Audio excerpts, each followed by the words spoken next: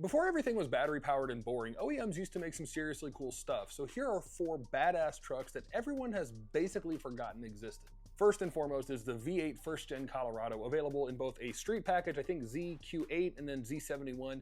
You could get the 5.3 V8 from the factory in the First Gen Colorado. Now these things made about 300 horsepower and a little over 300 foot-pounds of torque, with the 4-speed auto was the only transmission option, but the lowered street version of the Colorado, which is super hard to find with the V8, is seriously cool. Number 2, the Colorado's cousin of sorts, the H3T Alpha. All the smack talk about the H2 and the H3 not being a real Hummer aside, the H3T is seriously rare. About 2,800-ish of these were ever made with the V8, again, the H3T obviously being the truck version of the H3. And if you believe all the online reports, the H3T, specifically the Alpha edition with the 5.3 V8, it was also available, the Alpha package, in the standard H3 SUV, is one seriously capable rig. I think I've, in my lifetime, maybe seen 2 H3T Alphas ever, which makes sense because I think they were only produced in 2009 and 2010. Coming in third is Toyota's own personal Hellcat. From 2009 through 2013, the TRD Supercharged Tundra was not exactly a factory option, but it was a dealer option. You could get the TRD